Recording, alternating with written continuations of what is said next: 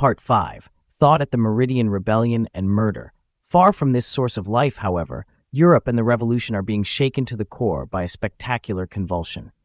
During the last century, man cast off the fetters of religion. Hardly was he free, however, when he created new and utterly intolerable chains. Virtue dies but is born again, more exacting than ever. It preaches an ear-splitting sermon on charity to all comers and a kind of love for the future which makes a mockery of contemporary humanism. When it has reached this point of stability, it can only wreak havoc. A day arrives when it becomes bitter, immediately adopts police methods, and for the salvation of mankind assumes the ignoble aspect of an inquisition. At the climax of contemporary tragedy, we therefore become intimates of crime. The sources of life and of creation seem exhausted. Fear paralyzes a Europe peopled with phantoms and machines. Between two holocausts, scaffolds are installed in underground caverns where humanist executioners celebrate their new cult in silence. What cry would ever trouble them? The poets themselves, confronted with the murder of their fellow men, proudly declare that their hands are clean. The whole world absent-mindedly turns its back on these crimes. The victims have reached the extremity of their disgrace. They are a bore. In ancient times, the blood of murder at least produced a religious horror, and in this way sanctified the value of life. The real condemnation of the period we live in is, on the contrary, that it leads us to think that it is not bloodthirsty enough. Blood is no longer visible. It does not bespatter the faces of our Pharisees visibly enough. This is the extreme of nihilism. Blind and savage murder becomes an oasis, and the imbecile criminal seems positively refreshing in comparison with our highly intelligent executioners. Having believed for a long time that it could fight against God with all humanity as its ally, the European mind then perceived that it must also, if it did not want to die, fight against men. The rebels who, united against death, wanted to construct on the foundation of the human species a savage immortality, are terrified at the prospect of being obliged to kill in their turn. Nevertheless, if they retreat, they must accept death. If they advance, they must accept murder. Rebellion, cut off from its origins and cynically travestied, oscillates, on all levels, between sacrifice and murder. The form of justice that it advocated and that it hoped was impartial has turned out to be summary. The kingdom of grace has been conquered, but the kingdom of justice is crumbling too. Europe is dying of this disappointing realization. Rebellion pleaded for the innocence of mankind, and now it has hardened its heart against its own culpability. Hardly does it start off in search of totality when it receives as its portion the most desperate sensations of solitude. It wanted to enter into communion with mankind, and now it has no other hope but to assemble, one by one, throughout the years, the solitary men who fight their way toward unity. Must we therefore renounce every kind of rebellion, whether we accept, with all its injustices, a society that outlives its usefulness, or whether we decide, cynically, to serve, against the interest of man, the inexorable advance of history? After all, if the logic of our reflection should lead to a cowardly conformism, it would have to be accepted as certain families sometimes accept inevitable dishonor. If it must also justify all the varieties of attempts against man, and even his systematic destruction, it would be necessary to consent to this suicide. The desire for justice would finally realize its ambition, the disappearance of a world of tradesmen and police. But are we still living in a rebellious world? Has not rebellion become, on the contrary, the excuse of a new variety of tyrant? Can the "we are" contained in the movement of rebellion, without shame and without subterfuge, be reconciled with murder? In assigning oppression a limit within which begins the dignity common to all men, rebellion defined a primary value. It put in the first rank of its frame of reference an obvious complicity among men, a common texture, the solidarity of chains, a communication between human being and human being which makes men both similar and united. In this way, it compelled the mind to take a first step in defiance of an absurd world. By this progress, it rendered still more acute the problem that it must now solve in regard to murder. On the level of the absurd, in fact, murder would only give rise to logical contradictions. On the level of rebellion, it is mental laceration. For it is now a question of deciding if it is possible to kill someone whose resemblance to ourselves we have at last recognized and whose identity we have just sanctified. When we have only just conquered solitude, must we then re-establish it definitively by legitimizing the act that isolates everything? To force solitude on a man who has just come to understand that he is not alone, is that not the definitive crime against man? Logically, one should reply that murder and rebellion are contradictory. If a single master should, in fact, be killed, the rebel, in a certain way, is no longer justified in using the term community of men from which he derived his justification.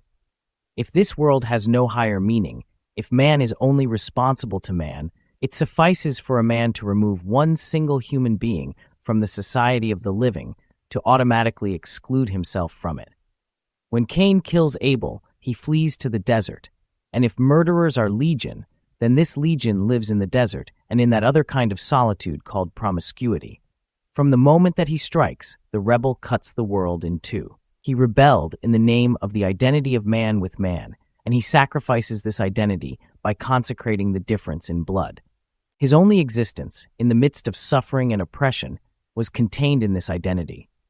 The same movement, which intended to affirm him, thus brings an end to his existence. He can claim that some, or even almost all, are with him.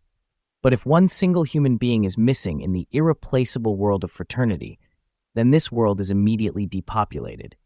If we are not, then I am not, and this explains the infinite sadness of Kaliev and the silence of Saint Just. The rebels, who have decided to gain their ends through violence and murder, have in vain replaced, in order to preserve the hope of existing, we are, by the we shall be. When the murderer and the victim have disappeared, the community will provide its own justification without them. The exception having lasted its appointed time, the rule will once more become possible. On the level of history, as in individual life, murder is thus a desperate exception, or it is nothing. The disturbance that it brings to the order of things offers no hope of a future. It is an exception, and therefore it can be neither utilitarian nor systematic, as the purely historical attitude would have it. It is the limit that can be reached but once, after which one must die. The rebel has only one way of reconciling himself with his act of murder if he allows himself to be led into performing it, to accept his own death and sacrifice. He kills and dies so that it shall be clear that murder is impossible. He demonstrates that, in reality, he prefers the we are to the we shall be. The calm happiness of Kaliev in his prison, the serenity of Saint Just when he walks toward the scaffold, are explained in their turn. Beyond that farthest frontier, contradiction and nihilism begin. Nihilistic murder, irrational crime and rational crime, in fact, both equally betray the value brought to light by the movement of rebellion. Let us first consider the former. He who denies everything and assumes the authority to kill, Sade, the homicidal dandy, the pitiless unique, Karamazov, the zealous supporters of the unleashed bandit, lay claim to nothing short of total freedom and the unlimited display of human pride. Nihilism confounds creator and created in the same blind fury.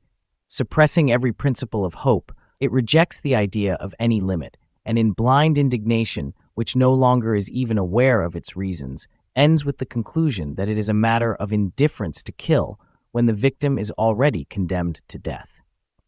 But its reasons, the mutual recognition of a common destiny and the communication of men between themselves, are always valid. Rebellion proclaimed them and undertook to serve them. In the same way it defined, in contradiction to nihilism, a rule of conduct that has no need to await the end of history to explain its actions, and which is, nevertheless, not formal. Contrary to Jacobin morality, it made allowances for everything that escapes from rules and laws. It opened the way to a morality which, far from obeying abstract principles, discovers them only in the heat of battle and in the incessant movement of contradiction. Nothing justifies the assertion that these principles have existed externally. It is of no use to declare that they will one day exist, but they do exist in the very period in which we exist. With us, and throughout all history, they deny servitude, falsehood, and terror. There is, in fact, nothing in common between a master and a slave. It is impossible to speak and communicate with a person who has been reduced to servitude. Instead of the implicit and untrammeled dialogue through which we come to recognize our similarity and consecrate our destiny, servitude gives sway to the most terrible of silences. If injustice is bad for the rebel, it is not because it contradicts an eternal idea of justice, but because it perpetuates the silent hostility that separates the oppressor from the oppressed. It kills the small part of existence that can be realized on this earth through the mutual understanding of men.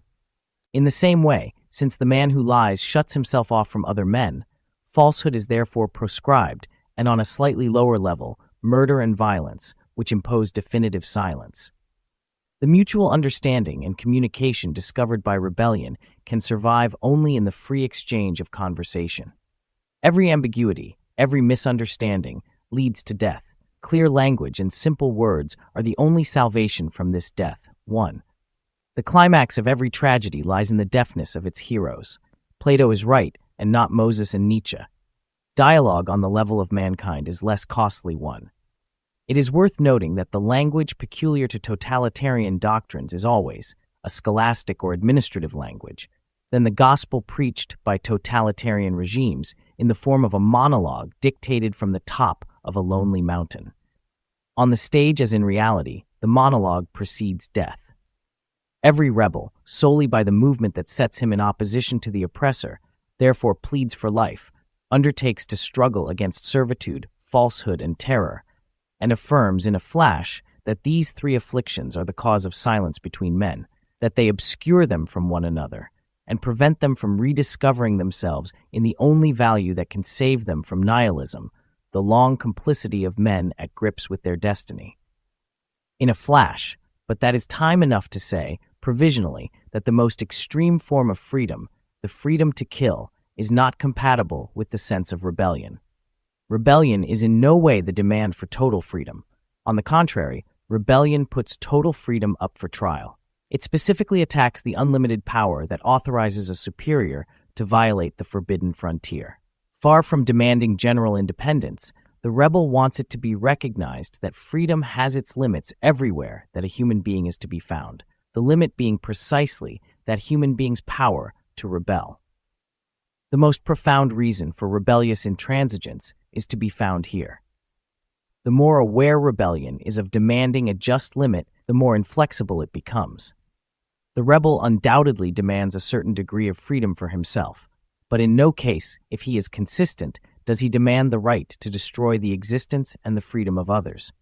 He humiliates no one. The freedom he claims for all. The freedom he refuses, he forbids everyone to enjoy. He is not only the slave against the master, but also man against the world of master and slave. Therefore, thanks to rebellion, there is something more in history than the relation between mastery and servitude. Unlimited power is not the only law. It is in the name of another value that the rebel affirms the impossibility of total freedom, while he claims for himself the relative freedom necessary to recognize this impossibility. Every human freedom, at its very roots, is therefore relative. Absolute freedom, which is the freedom to kill, is the only one which does not claim, at the same time as itself, the things that limit and obliterate it. Thus it cuts itself off from its roots and, abstract and malevolent shade, wanders haphazardly until such time as it imagines that it has found substance in some ideology. It is then possible to say that rebellion, when it develops into destruction, is illogical. Claiming the unity of the human condition, it is a force of life, not of death. Its most profound logic is not the logic of destruction, it is the logic of creation. Its movement, in order to remain authentic, must never abandon any of the terms of the contradiction that sustains it. It must be faithful to the yes that it contains, as well as to the no that nihilistic interpretations isolate in rebellion. The logic of the rebel is to want to serve justice so as not to add to the injustice of the human condition, to insist on plain language so as not to increase the universal falsehood, and to wager, in spite of human misery, for happiness. Nihilistic passion, adding to falsehood and injustice, destroys in its fury its original demands, and thus deprives rebellion of its most cogent reasons. It kills in the fond conviction that this world is dedicated to death. The consequence of rebellion, on the contrary, is to refuse to legitimize murder because rebellion, in principle, is a protest against death. But if man were capable of introducing unity into the world entirely on his own, if he could establish the reign, by his own decree, of sincerity, innocence, and justice, he would be God himself. Equally, if he could accomplish all this, there would be no more reasons for rebellion. If rebellion exists, it is because falsehood, injustice, and violence are part of the rebel's condition. He cannot, therefore, absolutely claim not to kill or lie, without renouncing his rebellion and accepting, once and for all, evil and murder. But no more can he agree to kill and lie, since the inverse reasoning, which would justify murder and violence, would also destroy the reasons for his insurrection. Thus the rebel can never find peace. He knows what is good and, despite himself, does evil. The value that supports him is never given to him once and for all. He must fight to uphold it unceasingly. Again, the existence he achieves collapses if rebellion does not support it. In any case, if he is not always able not to kill, either directly or indirectly, he can put his conviction and passion to work at diminishing the chances of murder around him. His only virtue will lie in never yielding to the impulse to allow himself to be engulfed in the shadows that surround him, and in obstinately dragging the chains of evil with which he is bound toward the light of good. If he finally kills himself, he will accept death. Faithful to his origins, the rebel demonstrates by sacrifice that his real freedom is not freedom from murder, but freedom from his own death. At the same time, he achieves honor in metaphysical terms. Thus Kaliaev climbs the gallows and visibly designates to all his fellow men the exact limit where man's honor begins and ends. Historical murder rebellion also deploys itself in history, which demands not only exemplary choices, but also efficacious attitudes. Rational murder runs the risk of finding itself justified by history. The contradiction of rebellion, then, is reflected in an apparently insoluble contradiction, of which the two counterparts in politics are on the one hand the opposition between violence and nonviolence, and on the other hand the opposition between justice and freedom. Let us try to define them in the terms of their paradox. The positive value contained in the initial movement of rebellion supposes the renunciation of violence committed on principle. It consequently entails the impossibility of stabilizing a revolution. Rebellion is, incessantly, prey to this contradiction. On the level of history, it becomes even more insoluble. If I renounce the project of making human identity respected, I abdicate in favor of oppression, I renounce rebellion, and fall back on an attitude of nihilistic consent. Then nihilism becomes conservative. If I insist that human identity should be recognized as existing, then I engage in an action which, to succeed, supposes a cynical attitude toward violence and denies this identity and rebellion itself. To extend the contradiction still farther, if the unity of the world cannot come from on high, man must construct it on his own level, in history. History, without a value to transfigure it, is controlled by the law of expediency. Historical materialism, determinism, violence, negation of every form of freedom which does not coincide with expediency, and the world of courage and of silence are the highly legitimate consequences of a pure philosophy of history. In the world today, only a philosophy of eternity could justify nonviolence. To absolute worship of history, it would make the objection of the creation of history and of the historical situation. It would ask whence it had sprung. Finally, it would put the responsibility for justice in God's hands, thus consecrating injustice. Equally, its answers in their turn would insist on faith. The objection will be raised of evil and of the paradox of an all-powerful and malevolent or benevolent and sterile God. The choice will remain open between grace and history, God or the sword. What, then, should be the attitude of the rebel? He cannot turn away from the world and from history without denying the very principle of his rebellion, nor can he choose eternal life without resigning himself, in one sense, to evil. If, for example, he is not a Christian, he should go to the bitter end. But to the bitter end means to choose history absolutely, and with it murder, if murder is essential to history. To accept the justification of murder is again to deny his origins. If the rebel makes no choice, he chooses the silence and slavery of others. If, in a moment of despair, he declares that he opts both against God and against history, He is the witness of pure freedom, in other words, of nothing. In our period of history, and in the impossible condition in which he finds himself, of being unable to affirm a superior motive that does not have its limits in evil, his apparent dilemma is silence or murder, in either case, a surrender. And it is the same again with justice and freedom. These two demands are already to be found at the beginning of the movement of rebellion, and are to be found again in the first impetus of revolution. The history of revolutions demonstrates, however, that they almost always conflict, as though their mutual demands were irreconcilable. Absolute freedom is the right of the strongest to dominate. Therefore, it prolongs the conflicts that profit by injustice. Absolute justice is achieved by the suppression of all contradiction. Therefore, it destroys freedom too. The revolution to achieve justice, through freedom, ends by aligning them against each other. Thus, there exists in every revolution, once the class that dominated up to then has been liquidated, a stage in which it gives birth, itself, to a movement of rebellion which indicates its limits and announces its chances of failure. The revolution, first of all, proposes to satisfy the spirit of rebellion which has given rise to it. Then it is compelled to deny it, the better to affirm itself.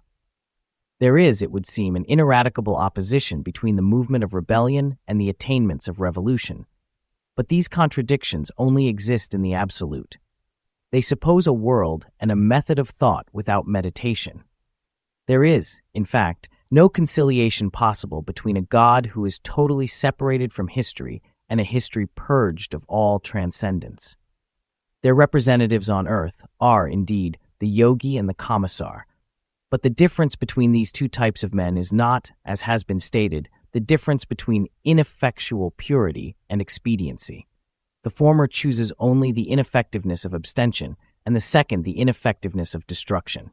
Because both reject the conciliatory value that rebellion, on the contrary, reveals, they offer us only two kinds of impotence, both equally removed from reality, that of good and that of evil. If, in fact, to ignore history comes to the same as denying reality, it is still alienating oneself from reality to consider history as a completely self-sufficient absolute. The revolution of the 20th century believes that it can avoid nihilism and remain faithful to true rebellion by replacing God by history. In reality, it fortifies the former and betrays the latter. History in its pure form furnishes no value by itself. Therefore, one must live by the principles of immediate expediency and keep silent both. In his Entretien sur le bon usage de la liberté, Conversations on the Good Use of Freedom, Jean Grenier lays the foundation for an argument that can be summed up thus. Absolute freedom is the destruction of all value. Absolute value suppresses all freedom. Likewise, Palante, if there is a single and universal truth, freedom has no reason for existing. Or tell lies. Systematic violence or imposed silence, calculation, or concerted falsehood become the inevitable rule. Purely historical thought is therefore nihilistic. It wholeheartedly accepts the evil of history, and in this way is opposed to rebellion. It is useless for it to affirm, in compensation, the absolute rationality of history, for historical reason will never be fulfilled and will never have its full meaning or value until the end of history. In the meanwhile, it is necessary to act, and to act without a moral rule, in order that the definitive rule should one day be realized. Cynicism as a political attitude is only logical as a function of absolutist thought. In other words, absolute nihilism on the one hand, absolute rationalism on the other. As for the consequences, there is no difference between the two attitudes. From the moment that they are accepted, the earth becomes a desert. In reality, the purely historical absolute is not even conceivable. Jaspers's thought, for example, in its essentials, underlines the impossibility of man's grasping totality, since he lives in the midst of this totality. History, as an entirety, could exist only in the eyes of an observer outside it and outside the world. History only exists, in the final analysis, for God. Thus it is impossible to act according to plans embracing the totality of universal history. Any historical enterprise can therefore only be a more or less reasonable or justifiable adventure. It is primarily a risk. Insofar as it is a risk, it cannot be used to justify any excess or any ruthless and absolutist position. If, on the other hand, Rebellion could found a philosophy. It would be a philosophy of limits, of calculated ignorance, and of risk. He who does not know everything cannot kill everything. The rebel, far from making an absolute of history, rejects and disputes it in the name of a concept that he has of his own nature. He refuses his condition, and his condition to a large extent is historical. Injustice, the transience of time, death, all are mani three. We see again, and this cannot be said too often, that absolute rationalism is not rationalism. The difference between the two is the same as the difference between cynicism and realism. The first drives the second beyond the limits that give it meaning and legitimacy. More brutal, it is finally less efficacious. It is violence opposed to force, fest in history. In spurning them, history itself is spurned. Most certainly, the rebel does not deny the history that surrounds him. It is in terms of this that he attempts to affirm himself. But confronted with it, he feels like the artist confronted with reality. He spurns it without escaping from it. He has never succeeded in creating an absolute history. Even though he can participate, by the force of events, in the crime of history, he cannot necessarily legitimate it. Rational crime not only cannot be admitted on the level of rebellion, but also signifies the death of rebellion. To make this evidence more convincing, rational crime exercises itself, in the first place, on rebels whose insurrection contests a history that is henceforth deified. The mystification peculiar to the mind which claims to be revolutionary today sums up and increases bourgeois mystification. It contrives, by the promise of absolute justice, the acceptance of perpetual injustice, of unlimited compromise, and of indignity.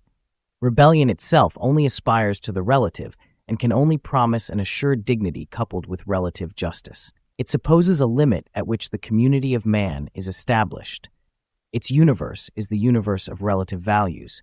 Instead of saying, with Hegel and Marx, that all is necessary, it only repeats that all is possible, and that, at a certain point on the farthest frontier, it is worth making the supreme sacrifice for the sake of the possible.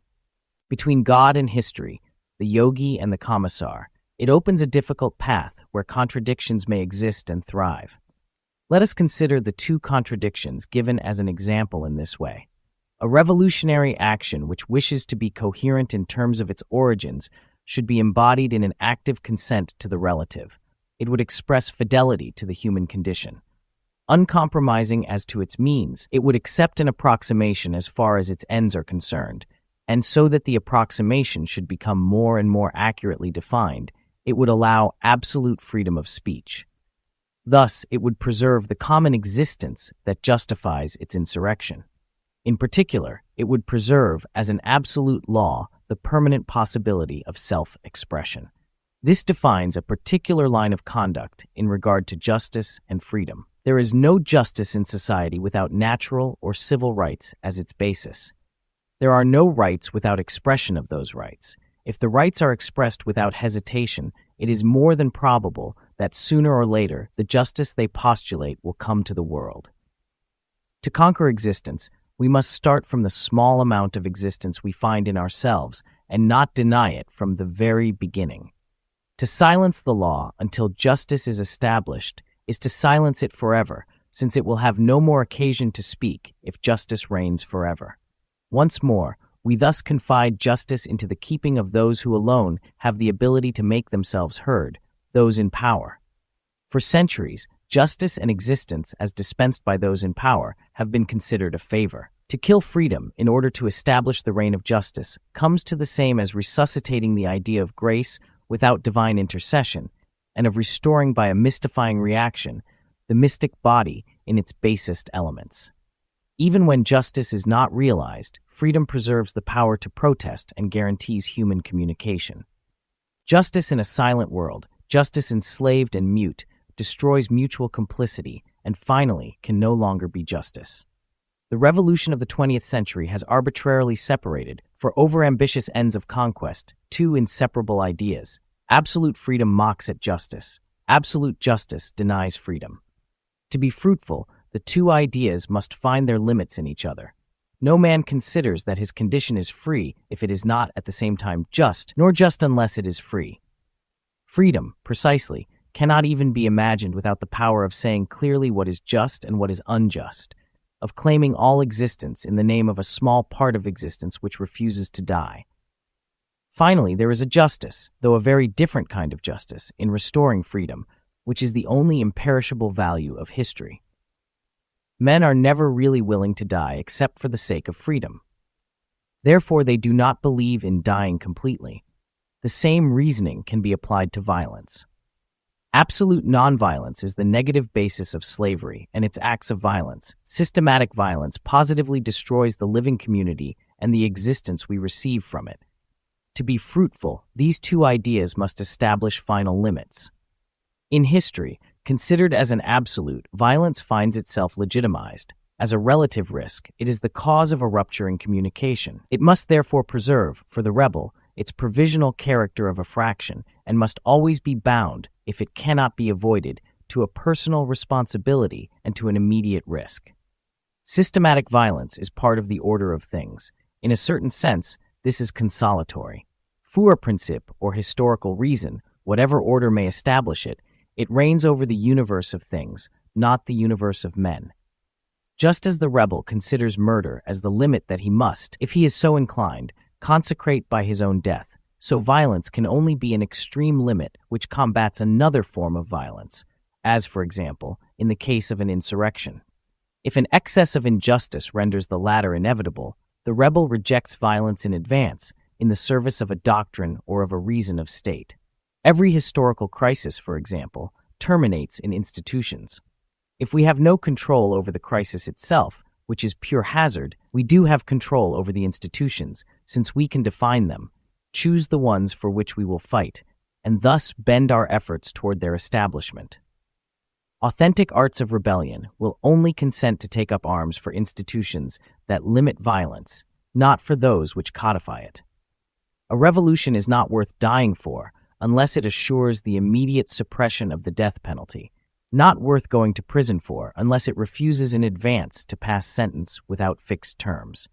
If rebel violence employs itself in the establishment of these institutions, announcing its aims as often as it can, it is the only way in which it can be really provisional. When the end is absolute, historically speaking, and when it is believed certain of realization, it is possible to go so far as to sacrifice others. When it is not, only oneself can be sacrificed. In the hazards of a struggle for the common dignity of man, does the end justify the means? That is possible. But what will justify the end? To that question, which historical thought leaves pending, rebellion replies, the means. What does such an attitude signify in politics? And first of all, is it efficacious? We must answer without hesitation that it is the only attitude that is efficacious today. There are two sorts of efficacy, that of typhoons and that of sap. Historical absolutism is not efficacious, it is efficient, it has seized and kept power. Once it is in possession of power, it destroys the only creative reality. Uncompromising and limited action, springing from rebellion, upholds this reality and only tries to extend it farther and farther. It is not said that this action cannot conquer. It is said that it runs the risk of not conquering and of dying. But either revolution will take this risk, or it will confess that it is only the undertaking of a new set of masters, punishable by the same scorn. A revolution that is separated from honor betrays its origins that belong to the reign of honor. Its choice, in any case, is limited to material expediency and final annihilation, or to risks and hence to creation. The revolutionaries of the past went ahead as fast as they could, and their optimism was complete. But today, the revolutionary spirit has grown in knowledge and clear-sightedness. It has behind it 150 years of experience. Moreover, the revolution has lost its illusions of being a public holiday. It is, entirely on its own, a prodigious and calculated enterprise which embraces the entire universe. It knows, even though it does not always say so, that it will be worldwide or that it will not be at all. Its chances are balanced against the risk of a universal war, which even in the event of victory will only present it with an empire of ruins. It can remain faithful to its nihilism and incarnate in the charnel houses the ultimate reason of history.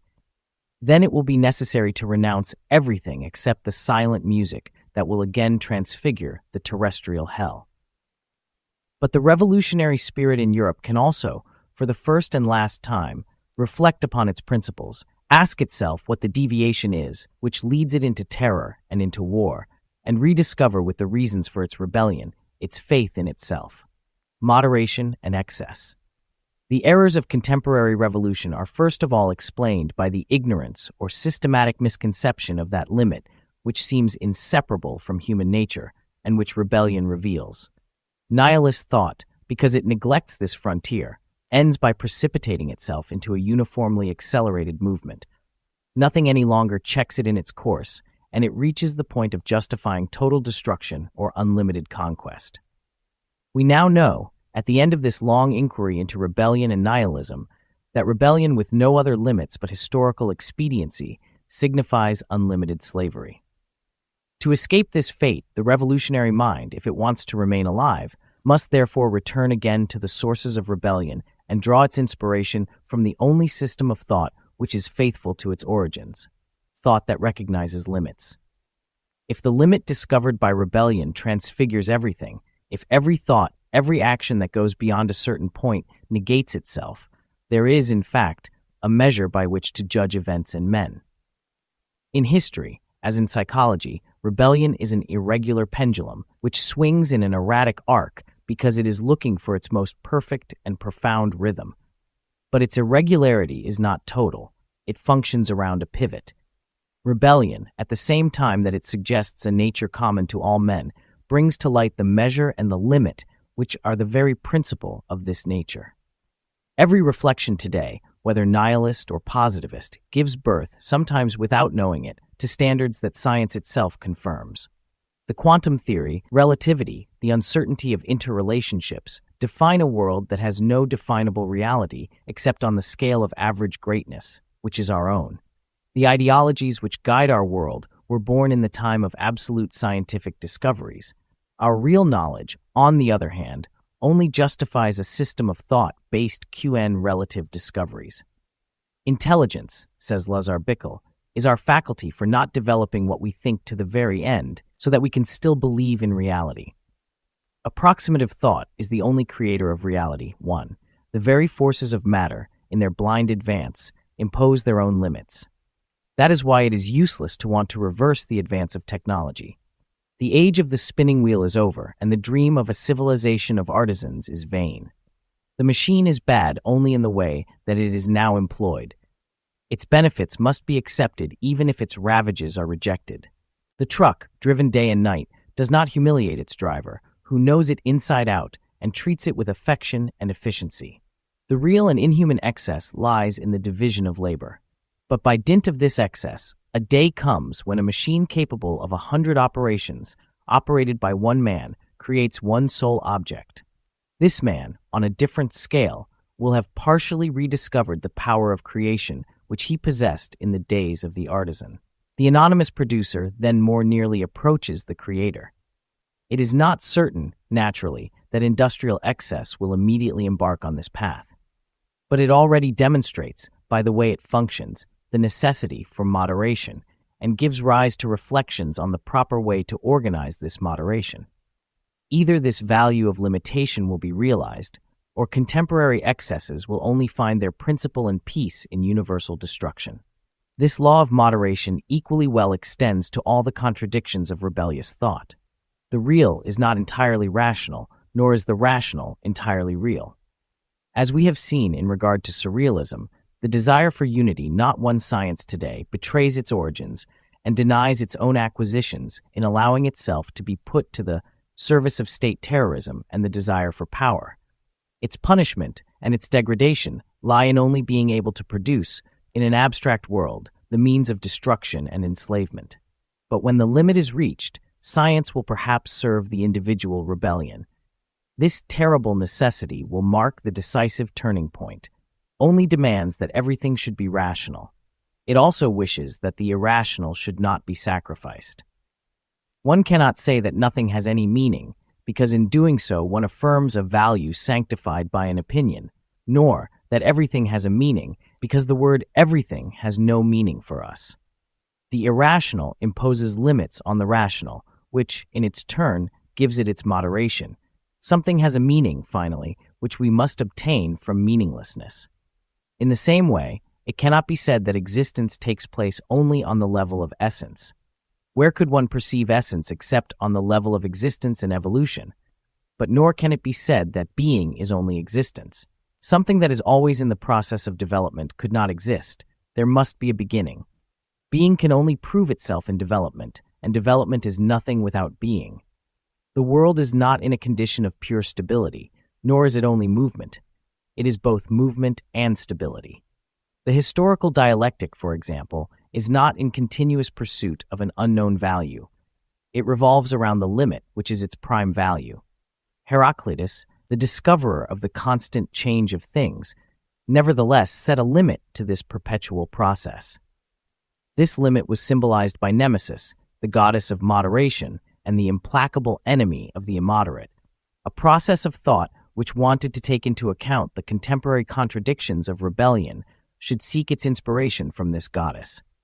As for the moral contradictions, they too begin to become soluble in the light of this conciliatory value. Virtue cannot separate itself from reality without becoming a principle of evil, nor can it identify itself completely with reality without denying itself. The moral value brought to light by rebellion, finally, is no farther above life and history than history and life are above it. In actual truth, it assumes no reality in history until man gives his life for it or dedicates himself entirely to it. Jacobin and bourgeois civilization presumes that values are above history, and its formal virtues then lay the foundation of a repugnant form of mystification. The revolution of the 20th century decrees that values are intermingled with the movement of history and that their historical foundations justify a new form of mystification. Moderation, confronted with this irregularity, teaches us that at least one part of realism is necessary to every ethic. Pure and unadulterated virtue is homicidal. And one part of ethics is necessary to all realism. Cynicism is homicidal. That is why humanitarian cant has no more basis than cynical provocation. Finally, man is not entirely to blame. It was not he who started history, nor is he entirely innocent, since he continues it. Those who go beyond this limit and affirm his total innocence end in the insanity of definitive culpability. Rebellion, on the contrary, sets us on the path of calculated culpability. Its sole but invincible hope is incarnated, in the final analysis, in innocent murderers. At this limit, the we are paradoxically defines a new form of individualism. We are, in terms of history, and history must reckon with this we are, which must in its turn keep its place in history. I have need of others who have need of me and of each other. Every collective action, every form of society supposes a discipline, and the individual, without this discipline, is only a stranger, bowed down under the weight of an inimical collectivity. But society and discipline lose their direction if they deny the we are. I alone, in one sense, support the common dignity that I cannot allow either myself or others to debase. This individualism is in no sense pleasure. It is perpetual struggle, and sometimes unparalleled joy when it reaches the heights of proud compassion. Thought at the Meridian. As for knowing if such an attitude can find political expression in the contemporary world, it is easy to evoke, and this is only an example, what is traditionally called revolutionary trade unionism. Cannot it be said that even this trade unionism is ineffectual? The answer is simple. It is this movement alone that in 1 century is responsible for the enormously improved condition of the workers from the 16-hour day to the 40-hour week. The ideological empire has turned socialism back on its tracks and destroyed the greater part of the conquests of trade unionism. It is because trade unionism started from a concrete basis, the basis of professional employment, which is to the economic order what the commune is to the political order, the living cell on which the organism builds itself, while the Caesarean revolution starts from doctrine and forcibly introduces reality into it. Trade unionism, like the commune, is the negation, to the benefit of reality, of bureaucratic and abstract centralism. The revolution of the 20th century, on the contrary, claims to base itself on economics, but is primarily political and ideological. It cannot, by its very function, avoid tenor and violence done to the real. Despite its pretensions, it begins in the absolute and attempts to mold reality. Rebellion, inversely, relies on reality to assist it in its perpetual struggle for truth. The former tries to realize itself from top to bottom, the latter from bottom to top. Far from being a form of romanticism, rebellion, on the contrary, takes the part of true realism. If it wants a revolution, it wants it on behalf of life, not in defiance of it. That is why it relies primarily on the most concrete realities, on occupation, on the village, where the living heart of things and of men is to be found. Politics, to satisfy the demands of rebellion, must submit to the eternal verities. Finally, when it causes history to advance and alleviates the sufferings of mankind, it does so without terror, if not without violence, and in the most dissimilar political conditions. But this example goes farther than it seems. On the very day when the Caesarean Revolution triumphed over the syndicalist and libertarian spirit, revolutionary thought lost in itself a counterpoise of which it cannot, without decaying, deprive itself. This counterpoise, this spirit which takes the measure of life, is the same that animates the long tradition that can be called solitary thought, in which, since the time of the Greeks, nature has always grown. Tu Tolan, the future communard, wrote, "Human beings emancipate themselves only on the basis of natural groups."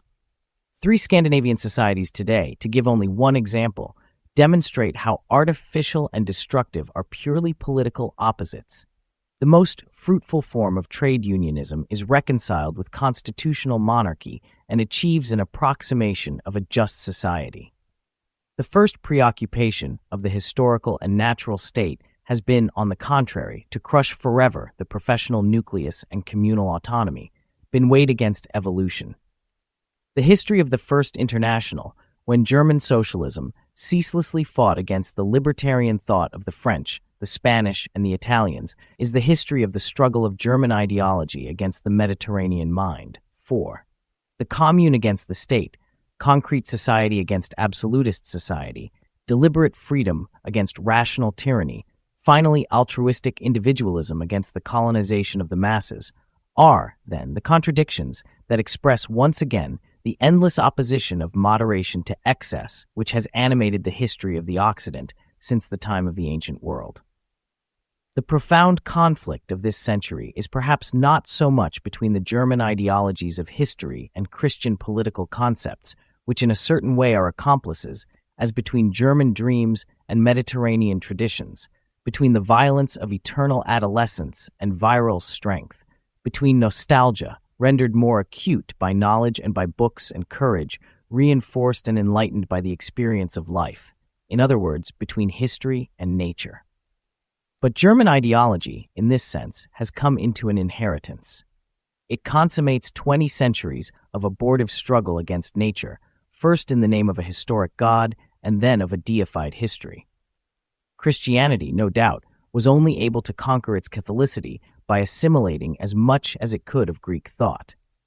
But when the Church dissipated its Mediterranean heritage, it placed the emphasis on history to the detriment of nature, caused the Gothic to triumph over the Romance, and destroying a limit in itself, has made increasing claims to temporal power and historical dynamism. When nature ceases to be an object of contemplation and admiration, it can then be nothing more than material for an action that aims at transforming it. These tendencies, and not the concepts of mediation, which would have comprised the real strength of Christianity, are triumphing in modern times, to the detriment of Christianity itself, by an inevitable turn of events. That God should, in fact, be expelled from this historical universe and German ideology. See Marx's letter to Engels, July 20th, 1870, hoping for the victory of Prussia over France. The preponderance of the German proletariat over the French proletariat would be at the same time the preponderance of our theory over Proudhon's. Be born where action is no longer a process of perfection, but pure conquest, is an expression of tyranny. But historical absolutism, despite its triumphs, has never ceased to come into collision with an irrepressible demand of human nature, of which the Mediterranean, where intelligence is intimately related to the blinding light of the sun, guards the secret. Rebellious thought, that of the commune or of revolutionary trade unionism, has not ceased to deny this demand in the presence of bourgeois nihilism as well as of Caesarean socialism. Authoritarian thought, by means of 3 wars and thanks to the physical destruction of a revolutionary elite, has succeeded in submerging this libertarian tradition. But this barren victory is only provisional. The battle still continues. Europe has never been free of this struggle between darkness and light. It has only degraded itself by deserting the struggle and eclipsing day by night. The destruction of this equilibrium is today bearing its bitterest fruits. Deprived of our means of mediation, exiled from natural beauty, we are once again in the world of the Old Testament, crushed between a cruel Pharaoh and an implacable heaven. In the common condition of misery, the eternal demand is heard again. Nature once more takes up the fight against history. Naturally, it is not a question of despising anything or of exalting one civilization at the expense of another, but of simply saying that it is a thought which the world today cannot do without for very much longer. There is, undoubtedly, in the Russian people something to inspire Europe with the potency of sacrifice, and in America a necessary power of construction. But the youth of the world always find themselves standing on the same shore. Thrown into the unworthy melting pot of Europe, deprived of beauty and friendship, we Mediterraneans, the proudest of races, live always by the same light. In the depths of the European night, solar thought, the civilization facing two ways awaits its dawn. But it already illuminates the paths of real mastery. Real mastery consists in refuting the prejudices of the time, initially the deepest and most malignant of them, which would reduce man, after his deliverance from excess, to a barren wisdom. It is very true that excess can be a form of sanctity when it is paid for by the madness of Nietzsche. But is this intoxication of the soul which is exhibited on the scene of our culture always the madness of excess, the folly of attempting the impossible, of which the brand can never be removed from him who has, once at least, abandoned himself to it? Has Prometheus ever had this fanatical or accusing aspect? No, our civilization survives in the complacency of cowardly or malignant minds, a sacrifice to the vanity of aging adolescence. Lucifer also has died with God, and from his ashes has arisen a spiteful demon who does not even understand the object of his venture. In 1950, excess is always a comfort and sometimes a career. Moderation, on the one hand, is nothing but pure tension. It smiles, no doubt, and our convulsionists, dedicated to elaborate apocalypses, despise it. But its smile shines brightly at the climax of an interminable effort. It is in itself a supplementary source of strength. Why do these petty-minded Europeans who show us an avaricious face if they no longer have the strength to smile, claim that their desperate convulsions are examples of superiority? The real madness of excess dies or creates its own moderation. It does not cause the death of others in order to create an alibi for itself. In its most extreme manifestations, it finds its limit, on which, like Kalyaev, it sacrifices itself if necessary. Moderation is not the opposite of rebellion. Rebellion in itself is moderation, and it demands, defends, and recreates it throughout history and its eternal disturbances. The very origin of this value guarantees us that it can only be partially destroyed. Moderation, born of rebellion, can only live by rebellion. It is a perpetual conflict, continually created and mastered by the intelligence. It does not triumph either in the impossible or in the abyss. It finds its equilibrium through them. Whatever we may do, excess will always keep its place in the heart of man, in the place where solitude is found. We all carry within us our places of exile, our crimes and our ravages, but our task is not to unleash them on the world. It is to fight them in ourselves and in others. Rebellion, the secular will not to surrender of which Bars speaks, is still today at the basis of the struggle. Origin of form, source of real life, it keeps us always erect in the savage, formless movement of history. Beyond nihilism, there does exist for man, therefore, a way of acting and of thinking which is possible on the level of moderation to which he belongs.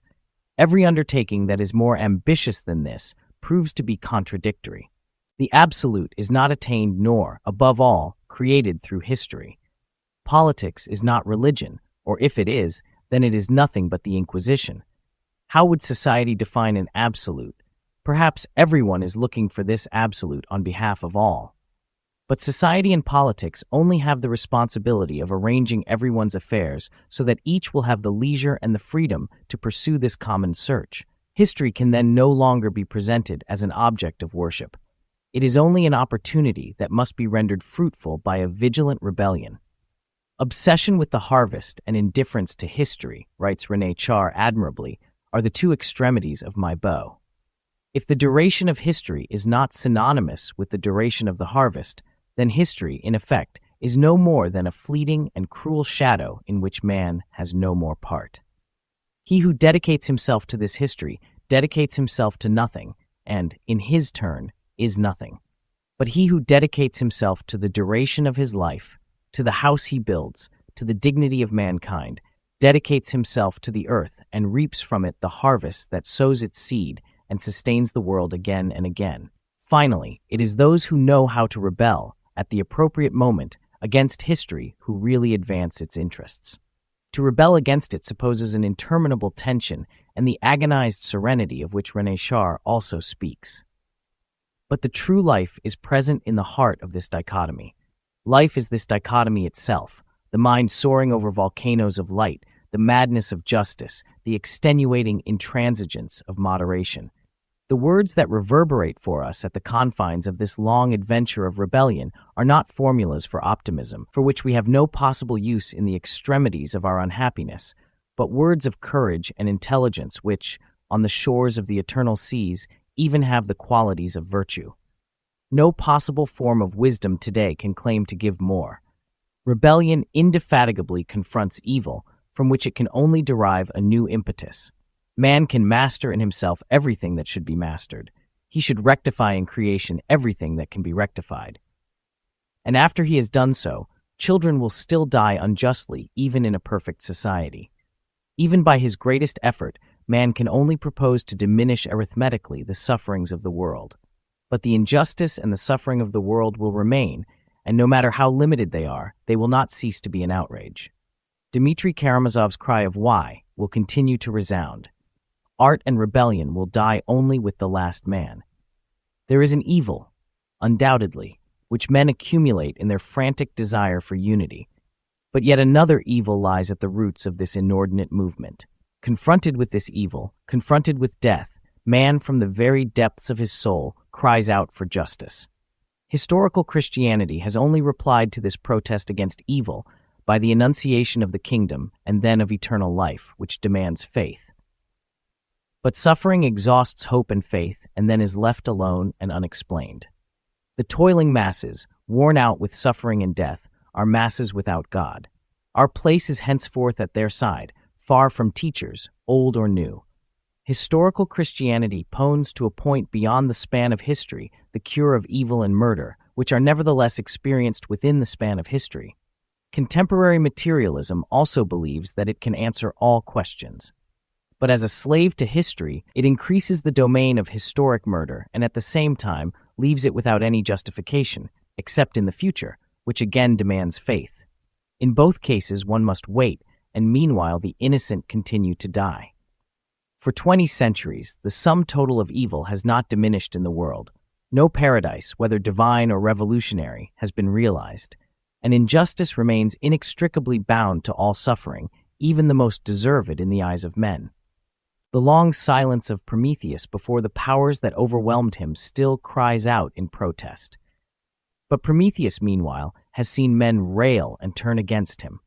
Crushed between human evil and destiny, between terror and the arbitrary, all that remains to him is his power to rebel in order to save from murder him who can still be saved without surrendering to the arrogance of blasphemy. Then we understand that rebellion cannot exist without a strange form of love. Those who find no rest in God or in history are condemned to live for those who, like themselves, cannot live, in fact, for the humiliated. The most pure form of the movement of rebellion is thus crowned with the heart-rending cry of Karamazov, "If all are not saved, what good is the salvation of one only?" Thus, Catholic prisoners in the prison cells of Spain refuse communion today because the priests of the regime have made it obligatory in certain prisons. These lonely witnesses to the crucifixion of innocents also refuse salvation if it must be paid for by injustice and oppression. This insane generosity is the generosity of rebellion, which unhesitatingly gives the strength of its love and without a moment's delay refuses injustice. Its merit lies in making no calculations, distributing everything it possesses to life and to living men. It is thus that it is prodigal in its gifts to men to come. Real generosity toward the future lies in giving all to the present. Rebellion proves in this way that it is the very movement of life and that it cannot be denied without renouncing life. Its purest outburst on each occasion gives birth to existence. Thus, it is love and fecundity, or it is nothing at all. Revolution without honor, calculated revolution which, in preferring an abstract concept of man to a man of flesh and blood, denies existence as many times as is necessary, puts resentment in the place of love. Immediately rebellion, forgetful of its generous origins, allows itself to be contaminated by resentment. It denies life, dashes toward destruction, and raises up the grimacing cohorts of petty rebels, embryo slaves all of them, who end by offering themselves for sale, today, in all the marketplaces of Europe, to no matter what form of servitude. It is no longer either revolution or rebellion, but rancor, malice, and tyranny. Then, when revolution in the name of power and of history becomes a murderous and immoderate mechanism, a new rebellion is consecrated in the name of moderation and of life. We are at that extremity now. At the end of this tunnel of darkness, however, there is inevitably a light, which we already divine and for which we only have to fight to ensure its coming. All of us, among the ruins, are preparing a renaissance beyond the limits of nihilism. But few of us know it. Already, in fact, rebellion, without claiming to solve everything, can at least confront its problems. From this moment, high noon is borne away on the fast-moving stream of history. Around the devouring flames, shadows writhe in mortal combat for an instant of time, and then as suddenly disappear, and the blind, fingering their eyelids, cry out that this is history. The men of Europe, abandoned to the shadows, have turned their backs upon the fixed and radiant point of the present. They forget the present for the future, the fate of humanity for the delusion of power, the misery of the slums for the mirage of the eternal city, ordinary justice for an empty promised land.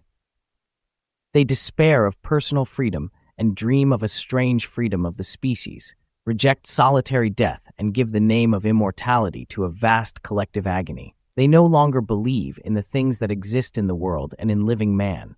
The secret of Europe is that it no longer loves life.